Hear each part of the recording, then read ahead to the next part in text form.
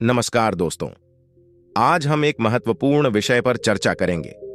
अपनी आदत को बदलो। हमारी आदतें हमारे जीवन को आकार देती हैं, चाहे वह सकारात्मक हो या नकारात्मक। आदतें हमारे मानसिक, भावनात्मक और शारीरिक स्वास्थ्य पर गहरा प्रभाव डालती हैं।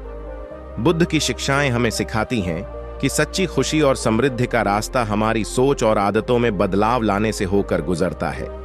आदतें हमारे दिन का आधार होती हैं। हम जो नियमित करते हैं वही हमारे व्यक्तित्व और जीवन की गुणवत्ता को निर्धारित करता है। अगर हम सकारात्मक आदतें अपनाते हैं तो हम न केवल अपनी जिंदगी को सुधार सकते हैं बल्कि दूसरों के लिए भी प्रेरणा का स्रोत बन सकते हैं। बुद्ध ने हमें सिखाया कि सभी दुखों का कारण अज्ञानता है। जब हम अपनी नकारात्मक आदतों के प्रति जागरूक होते हैं तो हम उन्हें बदलने की दिशा में पहला कदम उठा सकते हैं। बुद्ध ने हमेशा ध्यान और आत्म परिशोधन पर जोर दिया, जो हमें अपनी आदतों की पहचान करने में मदद करता है। आज हम एक व्यापारी की कहानी के माध्यम से समझेंगे कि कैसे उसने अपनी पुरानी आदतों को छोड़कर एक नई दिशा में कदम रखा और अपनी जिंदगी में सकारात्मक परिवर्तन लाया। यह कहानी हमें यह सिखाती है कि यदि हम अपनी आदतों को बदलने का साहस जुटाते हैं तो हम न केवल अपनी जिंदगी में सकारात्मक बदलाव ला सकते हैं बल्कि दूसरों के जीवन में भी प्रेरणा बन सकते हैं। इसलिए आइए हम सभी मिलकर अपनी आदतों को सकारात्मक दिशा में बदलने का प्रयास करें। तो चलिए अब इस व्यापारी की प्रेरणादायक यात्रा की ओर बढ़ते हैं।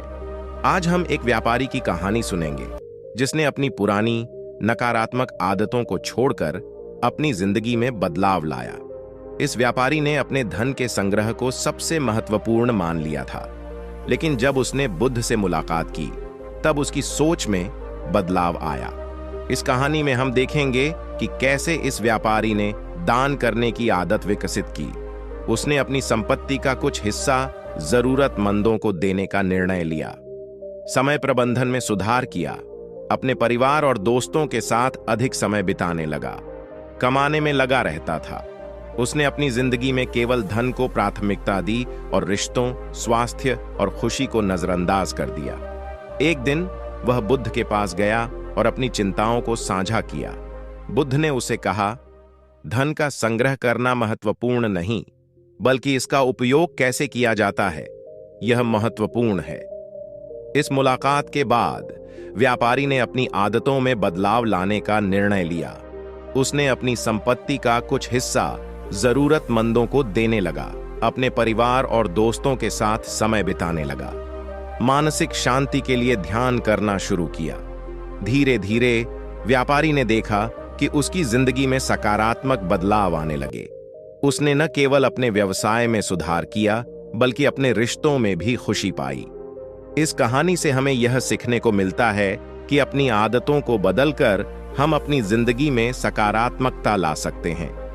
बुद्ध की शिक्षाएं हमें सिखाती हैं कि सच्ची समृद्धि धन में नहीं बल्कि संतोष और दया में है।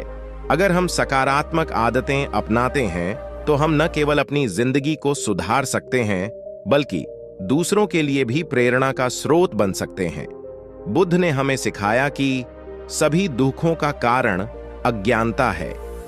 जब हम अपनी नकारात्मक आदतों के प्रति जागरूक होते हैं तो हम उन्हें बदलने की दिशा में पहला कदम उठा सकते हैं। बुद्ध ने हमेशा ध्यान और आत्म परिशोधन पर जोर दिया। ये अभ्यास हमें अपनी आदतों की पहचान करने में मदद करते हैं।